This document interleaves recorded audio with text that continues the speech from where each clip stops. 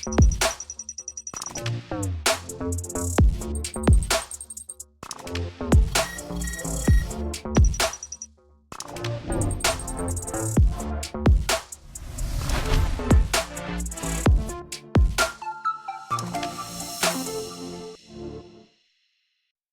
Virtual Breakaway Podcast with your hosts Nick and Junior and producer Vince, bringing you elite fantasy hockey information to help you win your fantasy leagues and win at life.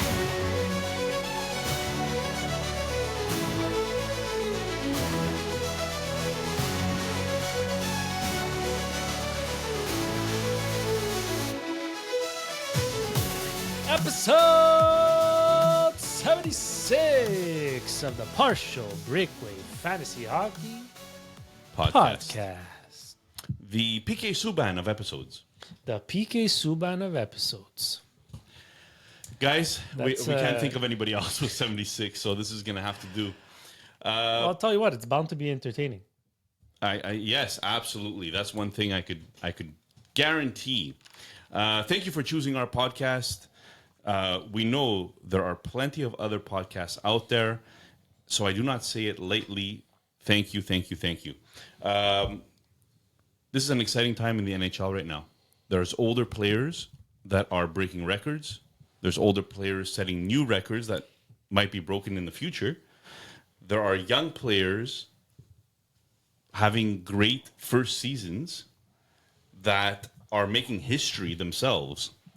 There's others that are just entering the league, signing their entry-level contracts. We're going to touch on all of that today. Oh, baby. Wild card spots up for grabs. Home ice advantage up for grabs. Playoffs are around the corner, and we have playoff pool maybe around the corner as well. Yes, the Battle Royale. These are definitely exciting times. This is going to be an exciting episode, and that is our preview for today. Let us start right off the bat. Let's go! With the Odd Man Rush.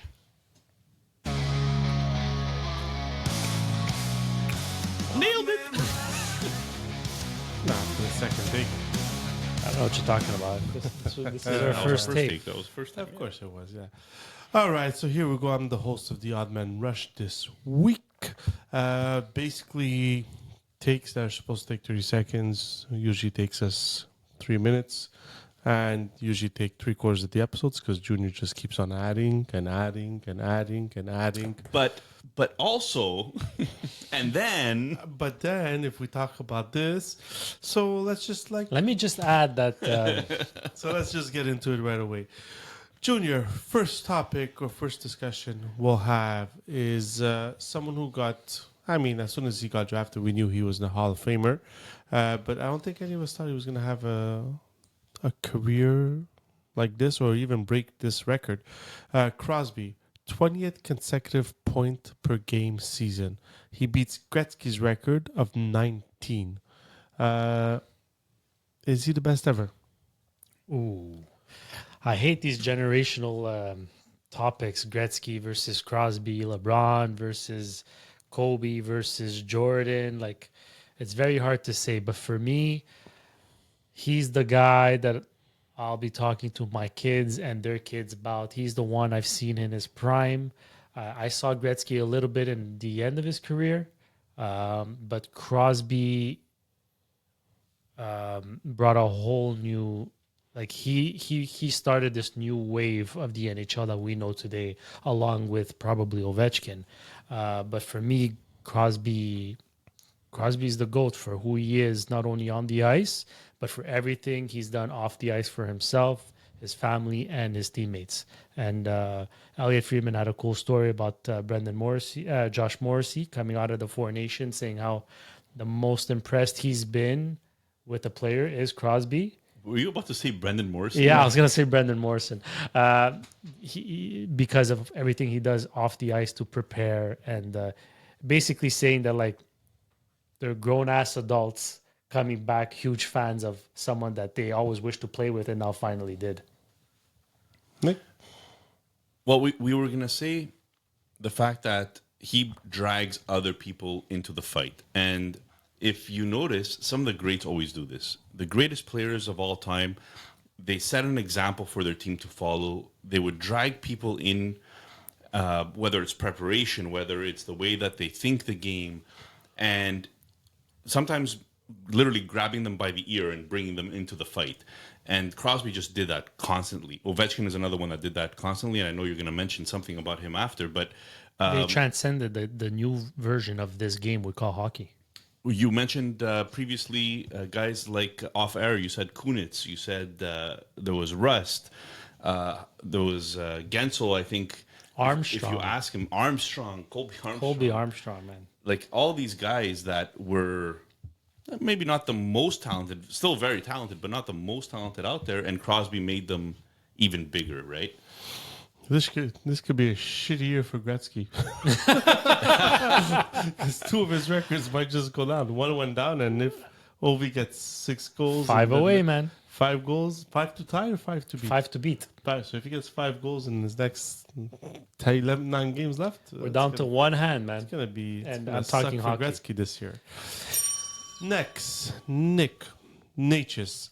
Since being traded to Colorado's power play was already loaded with the Makar, McKinnon, Rantanen when Nichushkin was healthy. But since Natchez got there, the Avs power play went from 20% to 38% efficiency. What has he done for such a huge gap? Well, I don't think it's fair to say that it's Nick Ash only, because that wouldn't be.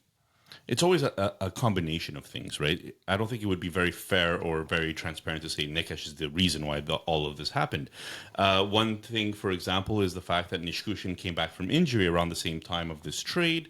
But I do think that it played a role, the fact that there was a little bit of a comfort level with Rantanen there. The number one power play didn't really change much, except for some injuries maybe here and there. When Nick Ash came in, it changed things a bit. And maybe it just gave them that new combination to look at things a little bit differently than they would have had before. And the numbers speak for themselves. I mean, Nick Ash is having an absolutely amazing year even before being traded to Colorado. Now with McKinnon, he's just going even to a newer level. So I think this is great for Nick Ash's career, but I also think this might have given just a little bit of a different look for Colorado, maybe shook things up a little bit, and give credit where credit's due. They're doing great.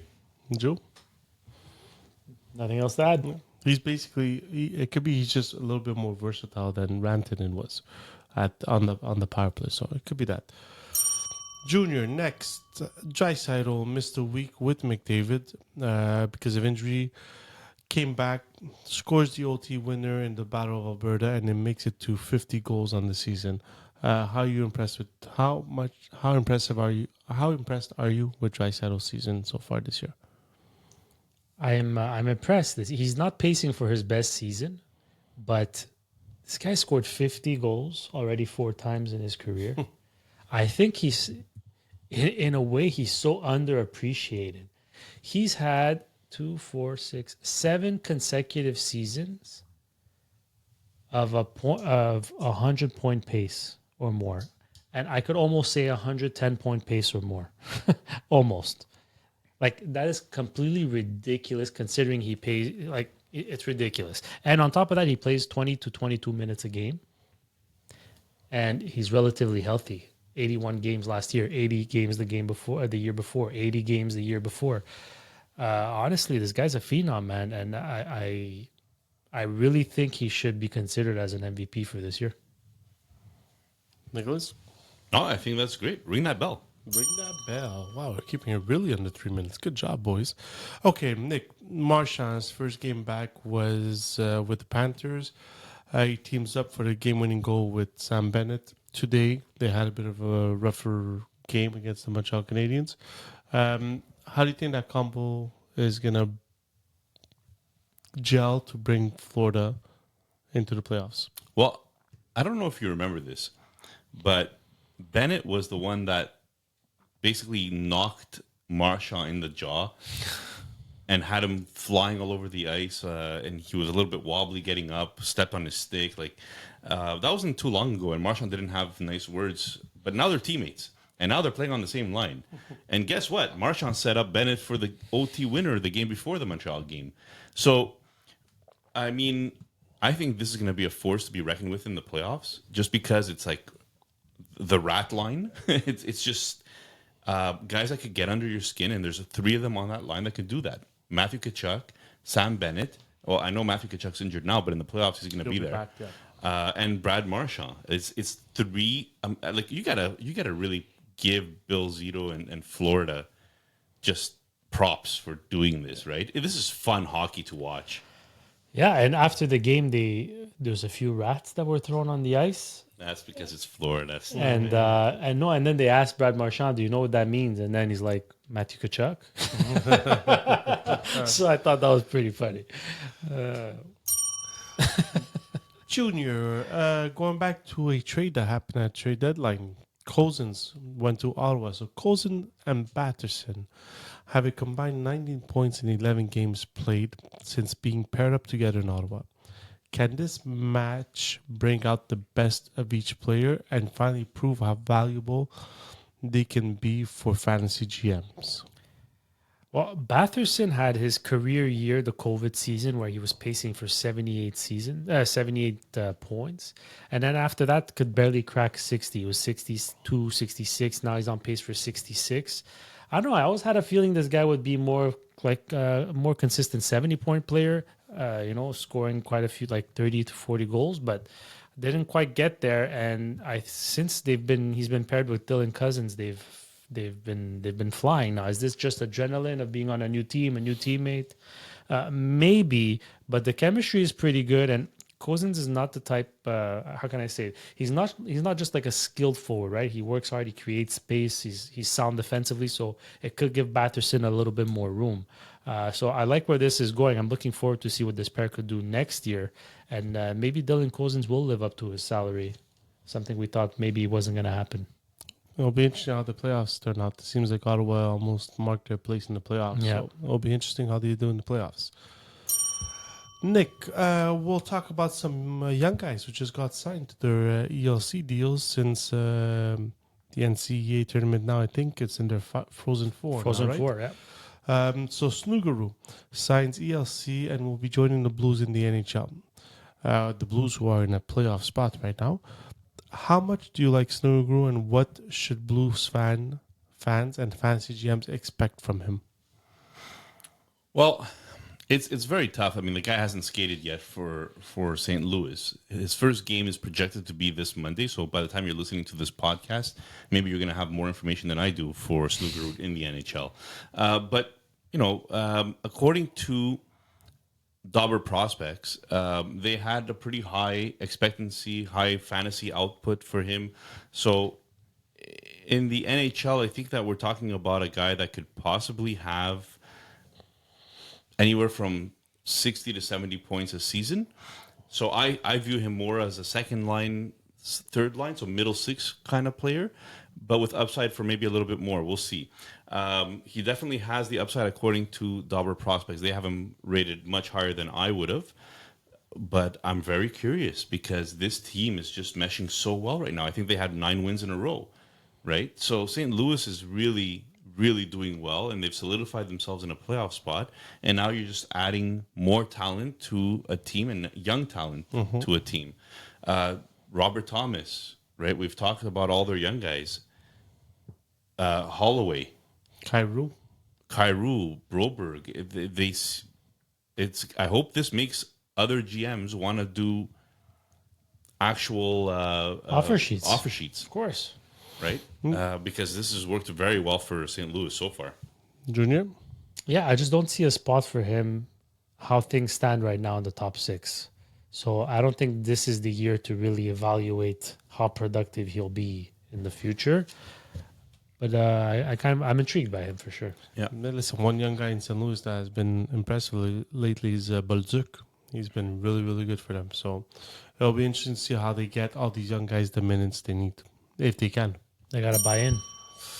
Next, 2 other young players who signed their ELC contracts, just on a different situation. Snuguru signed with a playoff team. Oliver Moore and Sam Renzel signed their ELC with the Blackhawks, who are basically fighting for last place or fighting for first from the bottom. Who has a higher ceiling? And are they both fantasy relevant? I know Oliver Moore had a lot of talk that he could be. Renzel, not sure many people heard about him. So, Yeah, so Moore was taken 19th overall in the 2023 draft, and he was with Boston University.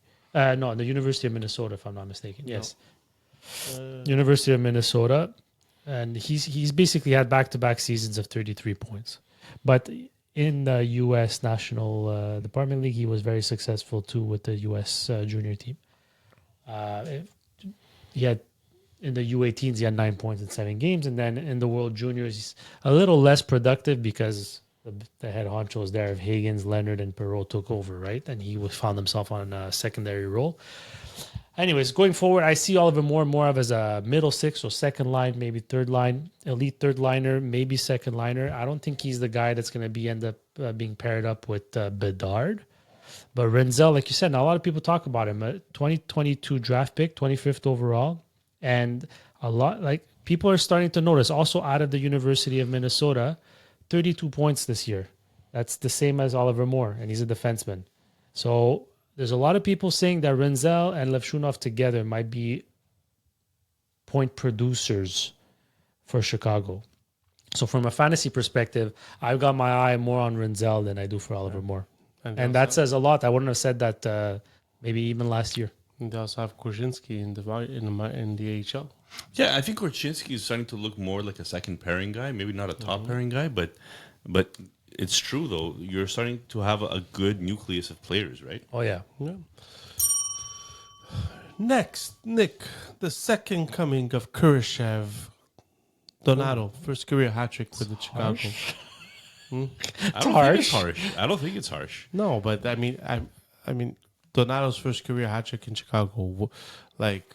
Well, no, but let's give him props because this year he's on pace for 67 points. He has 59 already. Yeah. You know, just to give you an idea, last year he was on pace for 32 points. Yeah, but the year before that he was on pace for 31 points. The year before that, 34 points, 33 points, 30 points. So it's not, we're not talking about somebody that has ever cracked 40 points and now he's cracking 67. Yeah. It's very interesting for him this year. The only problem that I have is that if he turns into one of these late bloomers, that's great for Donato, obviously, but he's 29 years old. Yeah. You know, he's kind of leaving that prime. I'm a little bit worried the fact that for next year, whether this is repeatable. But it's somebody that you grab on that watch list and you keep an eye on him. And if he continues doing what he's doing this year, you got yourself a player.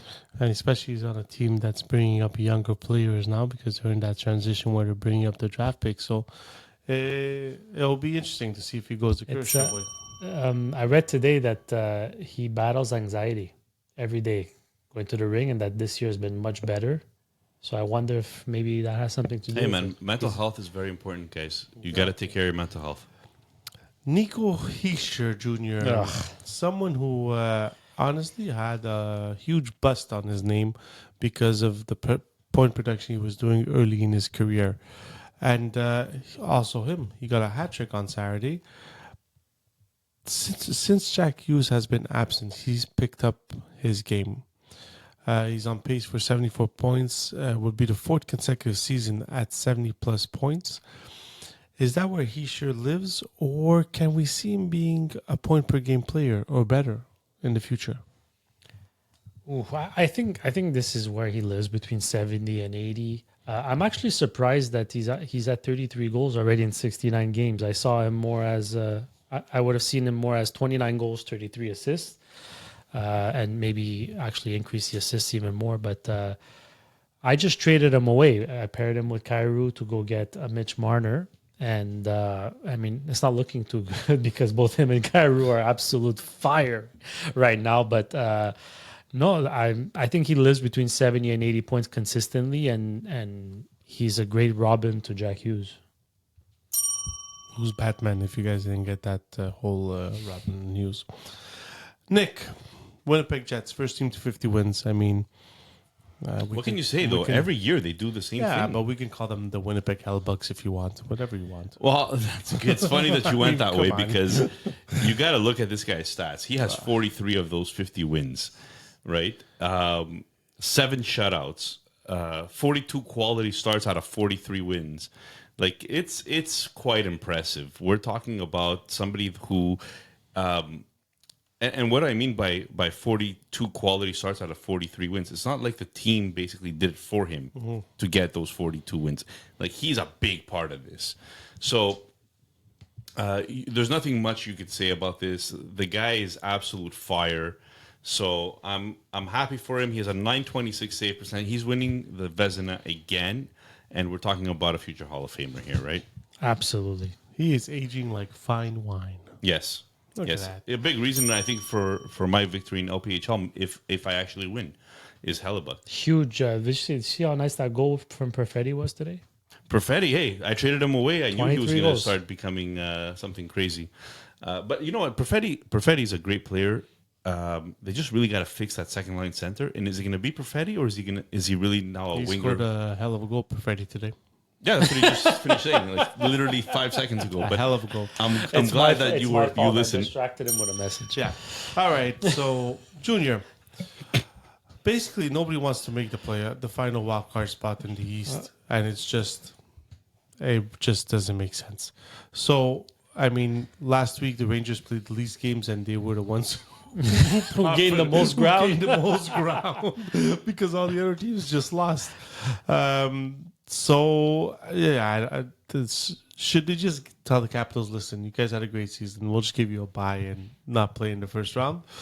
Or, I mean, who do you think can pick up this final spot? I mean, if the text you distracted me with is basically stats of the teams that are involved. So the last 10 games, Columbus are 3-6-1. This was as of, I believe, Thursday night or Montreal Friday night. 4-3-3. New York Rangers 3-6-1. Islanders 3-4-3. Detroit 3-7-0. I mean, this looks like Nick's waiver wire pickups. I mean, come on. What is going on? Ouch. What is going on? Like, is anybody who's gonna take who's gonna take this wild card spot? guy's bitter. And then do they even have a chance when it comes to Washington? I honestly, I don't know. I don't want to say Montreal because I think they're running out of gas and it's just gonna hit them hard. I would love for it though. But you know what? Give me the team that has the most experience. I'm gonna go with the New York Rangers, and that's a team that Washington's gonna be very scared to face. That's the team. That's the team The- the least Washington. The one thing I fear for Washington, especially if Ovi gets the record, is that there's a huge letdown after that. It's like almost they accomplished what they had to accomplish this year to get Ovi his record, and then go into the playoffs and be like, "Oh yeah, we have playoffs to play for here." I think it's the Rangers. I think they're the most experienced. They have the best goaltender out of all of them. We can say they have the best team out of all of them. Yeah, I mean their decor leaves some stuff to be desired. They do have the most games played out of all of them too, so that could hurt. Give me them, even though part of me has a little soft spot for Columbus to hopefully get in there. Nicholas, anything? Nothing to add. All right. Nick, the final topic on our Odd Man Rush this week. Boston Bruins finally have a top 10 pick. First time since 2011, which just means how good they've been since then. I mean, who did they pick? Dougie Hamilton, they picked 9th overall. This year they hold the 7th so far. I remember one year where they had I think it was 12, 13, 14, and they Zboril, DeBrusk, and they another really bombed scrap. those 3 picks. So They skipped on Barzal and Shabbat. is this 7th, let's say they stay 7th, is this pick gonna help them next year in a retool, or do they have work to do to retool this team? Well, I mean, if for it to help them next year, they have to trade the pick. Okay. They can't. Anybody they grab at 7 this year is not going to play right away. I mean, crazier things have happened, but I don't see that happening. Now, Dougie Hamilton was the last time, it was 2011, the last time they had a top 10 pick. They had picked Dougie Hamilton at 9, and he played 3 years for Boston. They traded him away. The other guy that they had picked second overall, which was a couple of years before that, I think, was Seguin. And they traded him away too. That was a Taylor and Tyler draft. Yes, yes. So, They traded him after they won the Stanley Cup. Yeah, he won a cup. yeah, on the fourth line, if you remember correctly. Might win another one on the fourth line. Maybe. So, The key, sign Tyler Seguin on your fourth line. no, but Boston, this is going to be a very interesting position for Boston. Let's see how their scouting department does, because they haven't been picking in very highly in these. They've been trading away their first round pick as well, right? Their amateur scouting department has been not great. It's about time you throw them some candy Yeah. and let them freaking pick a player. Guys, Leafs fans, you want to hear this. So please get closer to your speaker. Odds are Detroit won't make the playoffs this year. I think they've slid a little too far. The last time the Red Wings and the Bruins didn't make the playoffs, The Leafs won the cup. 67. 1967. Jeez. Yeah, when there was 8 teams. Oh my No, God. neither of them made the playoffs, and the Maple Leafs won the cup. There you go. Plan the parade. Plan the parade. Junior TMZ, my You're friend. welcome, Leafs fans. I'll be there, Dan. Support you. Ladies and It's my turn this year. gentlemen, there it is for Sure, the it is your Odd Man turn. Rush. Which, only half the episode. Not too bad. Oh man. Oddman Rush.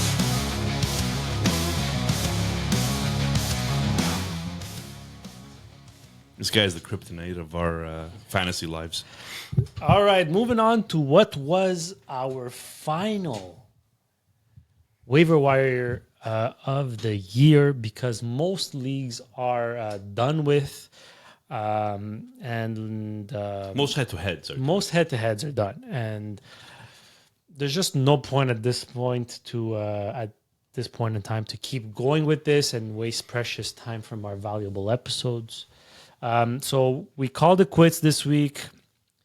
And just to sum it up, Nick, you went first. You went with Matt Coronado. He had 2 points in his first game. Is that it? That's right. And ended the week with 2 points. 2 points. So that's a push. 2 points out of 3 games. So, two 2 points points out in of 3 games. So games, that's that's a a big win for Nick, a giving win. him 5 wins, 9 losses, and 2 push this year. I promise you guys, next year, waiver wire, I'll be better. But you know what? Can't get much worse. You ended on a high note, and that's what matters. I, Junior here, went second. I chose Shane Pinto, went scoreless and pointless in his first 2 games, 2 points in his third game, and they got shut out tonight. So that's a push, 2 points in 4 games, giving me 6 wins, 5 losses, and 5 pushes. The master of push. The master of push, the master of 500, that is me. I'll take it. You're so mid. Yeah, so mid. Well, it's better than being none. So Vince, the Le Champion, the bling bling to represent his record. He went with Bobby McMahon, who also had 2 points in 3 games because they are playing as we speak. So that could end up being a win, but it doesn't matter because Vince is already 10 wins, 5 losses, and 1 push, giving him the win for this year's waiver wire pickups. Even though it was a collective score, so we're good. Yeah, collectively, we're going to add that up. I'm just checking. Collectively, to see if thank God we McMahon- added you as producer. Or else- McMahon went pointless tonight, so that is a push, giving you 2 push. So our collective record goes to 21 wins, 19 losses, and 9 push. 9 push? Oh. Yeah, 9 push. We're over 500, boys.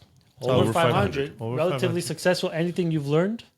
Yes, I have learned a lot. Guys, listen to Vince when it comes to this, because what he ended up doing was looking at the schedules and picking players that played 4 games, so more chances of them getting more points, and looking at what goalies they're going to be facing or what teams they're going to be facing that maybe give up more goals than others.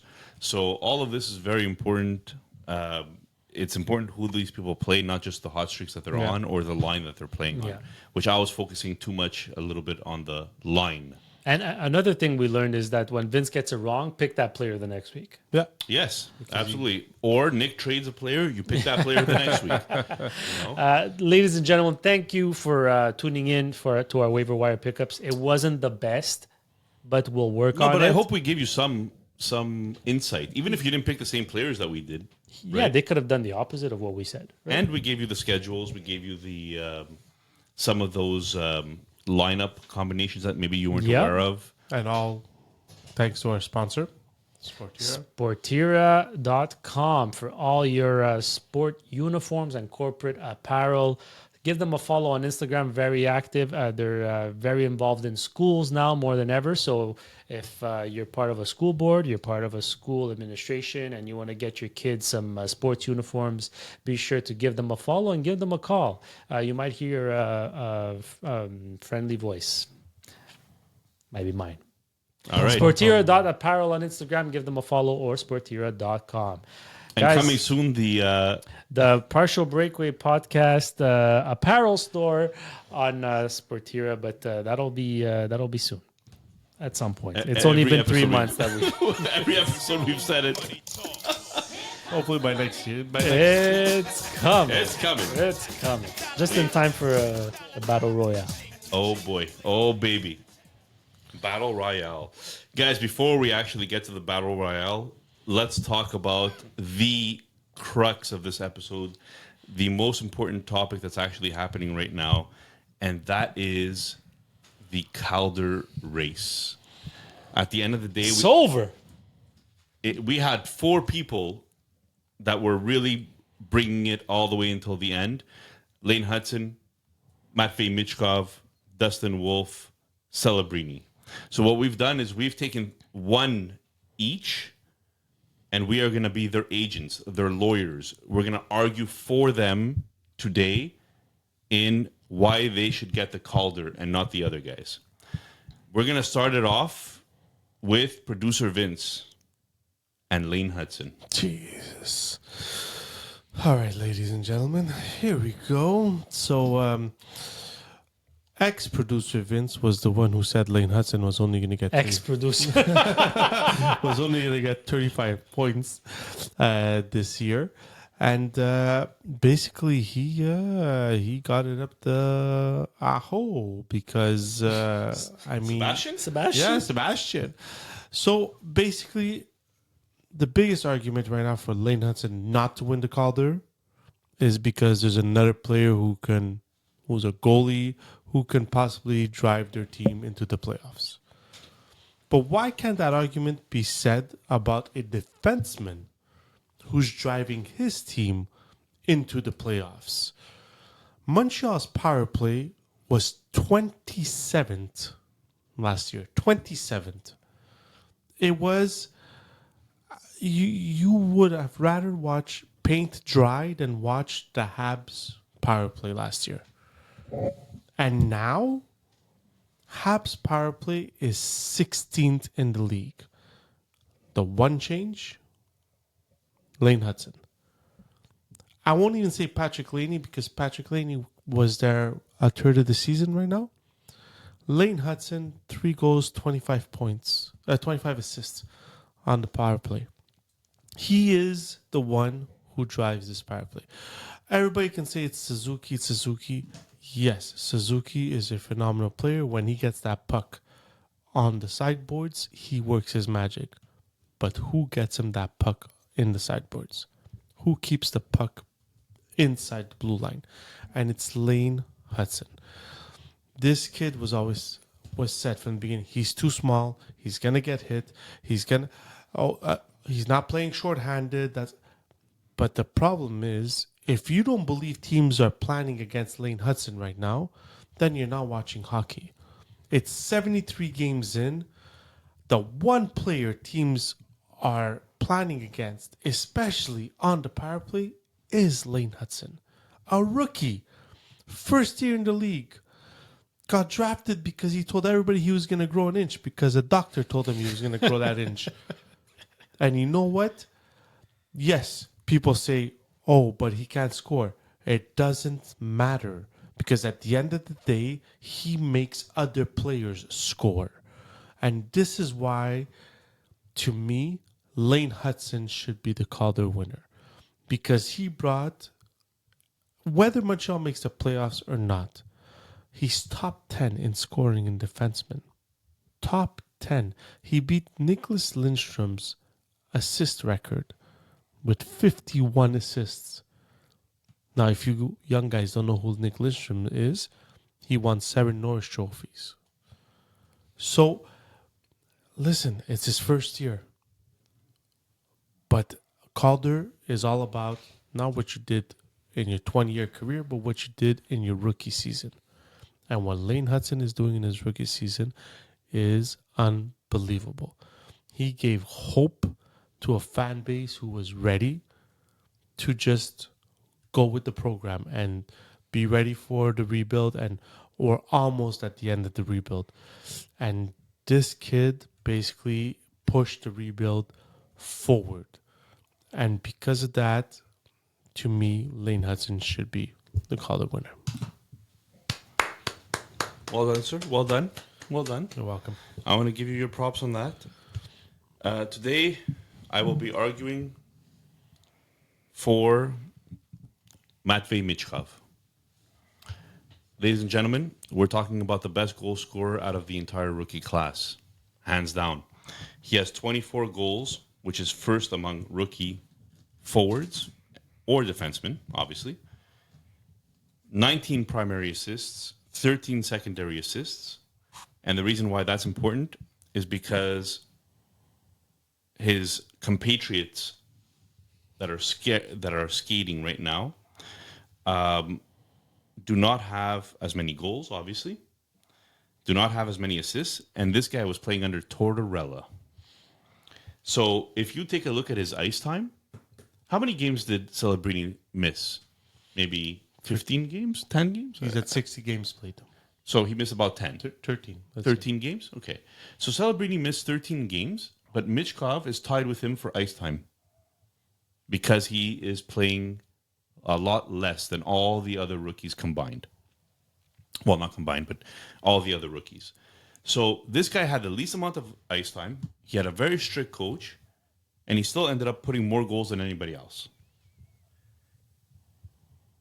Torts gets fired. All of a sudden, he puts 2 goals a game. 2 games after that, he's putting 2 goals each of those games. So the Philadelphia Flyers power play, I was hoping to try to find some Lane Hudson comparisons that you did, but for Matvei Michkov, they went from 32nd to 30th. So that doesn't really work that well. But one thing I could say for sure is that this guy is dynamic. He's a goal scorer. He seems to be finally free of the Tortorella jinx. And I think he's going to put a huge push at the end of the season, the last whatever games, 9 games, 10 games that are remaining, to prove to everybody that he is the best rookie out there. I think that we're talking about somebody that has a 13% shooting percentage, so none of this is luck. 63-point pace right now, and only playing an average of 16 minutes of ice time per game, which is second liner numbers, not even top line numbers. So I think Michkov is absolutely the best goal scorer, hands down. And just because goals are worth more than anything else in hockey, he should win the Calder. Very nice. Fair enough. All right. Fair enough. All right. Very, very nice. I'm going to take my glasses off for this. My beautiful Canadian, my beautiful Canadian glasses Put here. them back on. Also because I'm representing an American. I'm going to make a case for Dustin Wolf. And before I tell you all about Dustin Wolf, let me tell you why Lane Hudson and Matvei Michkov are not worthy. Ooh. Strong words. Oh. I think we should take this Hudson is not the best 5-on-5 point producer of this class. Lane Hudson does not have the most primary points of this draft, of this rookie class.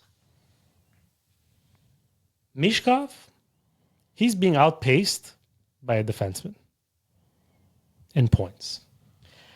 Mishkov has been benched. He's been scratched. Mishkov has gone 6 games without a point, has gone 7 games without a point. 2 different streaks. I'm not sure that is worthy of the Calder. I'll tell you what is worthy. Dustin Wolf, you are worthy of the Calder, and here's why. I don't have to go very far. I could just go and say Kadri, Sharangovich, and Pospisil is the first line on your team. I could go as far as saying Joel Hanley and Mackenzie Weegar are your first pairing on defense. Okay? But let me go to the stats. Let me give you Dustin Wolf's stats. 45 games played, 24 wins. 15 losses and 9 overtime losses or shootout losses. He's got a save percentage of .909. Goals against average of .267. Now you're going to tell me, those are not great numbers, right? You're right, they're not great numbers. Tuukka Rask and Jimmy Howard, who were both eligible to win the Calder in 2009-2010, had among the best rookie seasons for a goalie ever. But let me tell you who Jimmy Howard has as teammates. Eriksson, Kronwall, Lidstrom, Rafalski, Datsuk, Lidstrom. Let me remind you of that first line. Pospisil, Kadri, and Sharangovich, in case you forgot. You said Lidstrom twice, right? Yeah, okay. Whatever. Draper, Franzen, you want me to name the whole team? That was Howard. Now, Tuukka Rask, who did Tuukka Rask have? How good could Boston have been, right? Bergeron, Krejci, Mark Recchi, Zdeno Chara, Dennis Weidman, Boychuk. Now, Dustin Wolf. Why aren't your numbers so good? I'll tell you why. Because they're tied for 31st. There's only 32 teams in the league. So they're tied for 31st in goals against. In goals for, excuse me. Their power play is ranked 20th in the league. So he doesn't even get help when they have a man more than the other team. Their penalty kill, 26th in the league. Absolutely abysmal. Dustin Wolf, you are the Calder favorite, and you will be the Calder winner. You have quality start percentage of 51. Your goals against your goals saved above expected is 11.32. Okay? His expected goals against 131. Now, what does that mean? I'll tell you what it means because I'll give you the stats of his backup who plays with the same team. His goals save above expected, negative 8.57. These guys are 3 points away from a playoff spot with 2 games in hand because of Dustin Wolf. Dustin Wolf is your MVP, is your Calder favorite, your Calder winner. The race is over, guys. It's Dustin Wolf. All right. You know, well done. You know what sucked? Was that if Montreal actually did their homework, they would have had a 50% chance of winning the Calder because Mitchkov would have been with Montreal. Well done. Well done on the Dustin They might win Wolf back-to-back years, argument. maybe. I probably should have mentioned Mitchkov's power play points Nick. were only. It's over. You can't go back, Nick. It's done. You had your chance. No, you he did only it. has 15 out of his It is 60 Nick, points. Come Nick, on. It is for the people to decide. You're Well, done. okay, wait. Before we go to the people, because this is my segment, so you don't take over. So you're trying to Guys, cheat. we have three people here. We had to pick 3 players, so we each split up 3 of the 4 candidates. Any of you guys saying Celebrini should be considered here as the winner? Yes. Why? What he's doing as a 17-year-old is unthinkable. All the other players, Mitchkov, I think, is 20 going on 21. Wolf is 22. And Lane, if I'm not mistaken, I have it here, is 21. So Macklin is almost 19. He's Almost 18, 19. but still very young. 18. So he started Yeah. the season at 18. So for an 18-year-old to do what he's doing, especially after going Special through, player. Yeah, especially after going through injuries, He's a very special player. So I think and especially 61 games played.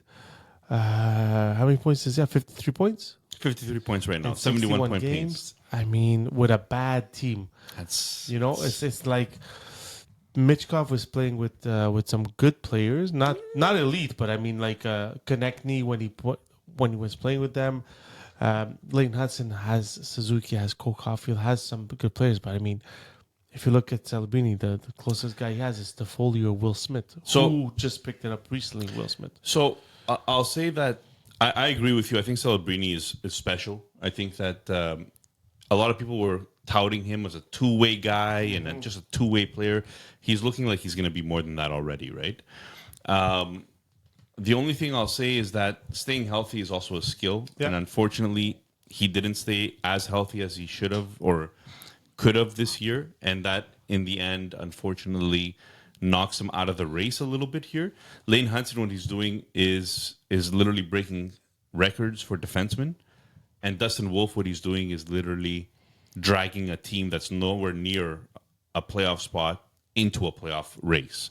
So Michkov, again, he might end up with 30 goals in his rookie season. So these are just a little bit more special because they stayed healthy also, because we thought Lane Hudson would be dinner for some of the bigger players forechecking on him, right?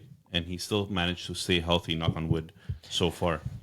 The one thing I'll say, though, I think it goes underestimated how impressive it is for an 18-year-old to do this well in his rookie season. Yeah.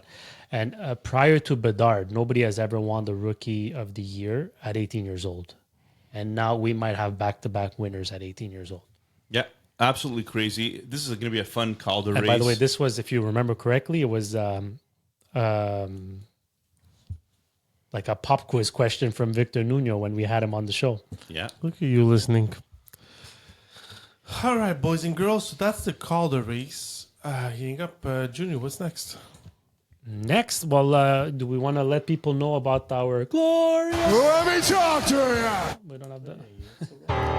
No, but No, this is our playoff song. Glorious.